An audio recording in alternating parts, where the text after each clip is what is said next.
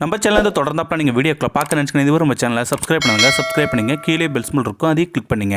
சரி, வாங்க நம்ம வீடியோக்குள்ளே போகலாம். வணக்கம் நண்பர்களே. காக்கா 3 வருஷமாக ஒருத்தரை மட்டும் விடாமல் பழிக்கு பழி வாங்கிக்கிட்டே இருக்குது. அது எப்படி ஒருத்தரை மட்டும் 3 வருஷமாக குறி வச்சு பழி வாங்குது? இதை உங்களால் நம்ப முடியுதா? நம்பி தான் ஆகணும். ஆமாம் ஃப்ரெண்ட்ஸ், இது ஒரு உண்மை சம்பவம் தான்.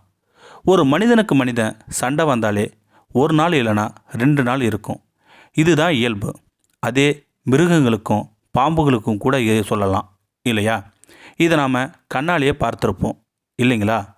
3 வருஷமாக பழி வாங்குதுன்னா இது ஒரு சாதாரணமாக நடந்த சம்பவமாக இருக்காது.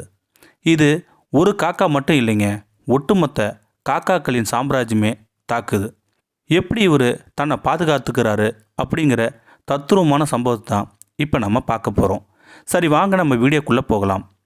மத்திய பிரதேச மாநிலம் சிவபுரி என்ற பகுதியை சேர்ந்தவர் தான் சிவக் கேவட். இவர் சாதாரண தினக்கூலி வேலை செய்யும் மனிதர். இவர் அன்றாட வேலைக்கு போனால்தான் வீட்டில் சாப்பாடு. அந்த நிலையில் தான் வாழ்ந்து வந்துக்கிட்டு இருக்கார். அப்படி தான் வழக்கம் போல் கூலி வேலைக்கு போக நடந்து வந்துக்கிட்டு இருந்தார். அப்போது எங்கிருந்தோ வந்த காக்கா ஒன்று தன்னோட தலையில் கொத்திட்டு போகுது. திடீர்னு அவருக்கு வலி தாங்க முடியாமல், என்னடா இது, என்றைக்கும் இல்லாமல் தலையில் காக்கா கொத்திட்டு போகுதுன்னு நினச்சாரு சிவக் கேவட்.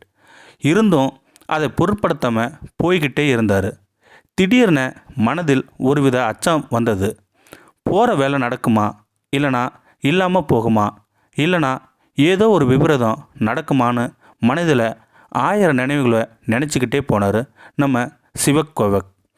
ஏனோ காக்கா தலையில் கொத்திட்டு போனால் நல்லதும் நடக்கும், இல்லைனா கெட்டது நடக்கும்னு பெரியவங்க சொல்லியிருக்காங்க அப்படின்னு மனசில் 1000 நினைவுகளை நினச்சிக்கிட்டே போனார் வேலைக்கு.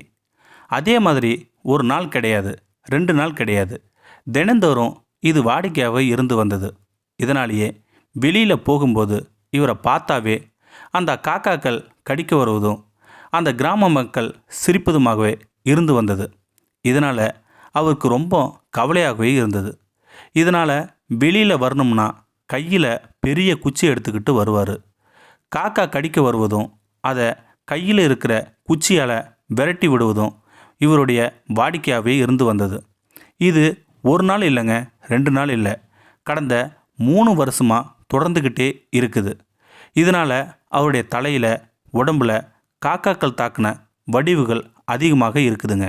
இதை பற்றி சிவக் கேவட்டிடம் கேட்டபோது, 3 வருஷத்துக்கு முன்னாடி ஒரு வலையில் காக்கா குஞ்சுகள் மாட்டிக்கிட்டு உயிருக்கு போராடிக்கிட்டு இருந்தது. அதை பார்த்த நான் நல்ல எண்ணத்தோடு காப்பாற்ற போனேன். காக்கா குஞ்சுகள் வலையிலிருந்து மீட்டு கையில் எடுத்து வரும்போது அந்த காக்கா குஞ்சுகள் தன் கையிலேயே இறந்து போயிடுச்சு. இதை அந்த தாய் காக்கா மட்டும் இல்லைங்க, அதிக காக்காக்கள் பார்த்துருச்சு.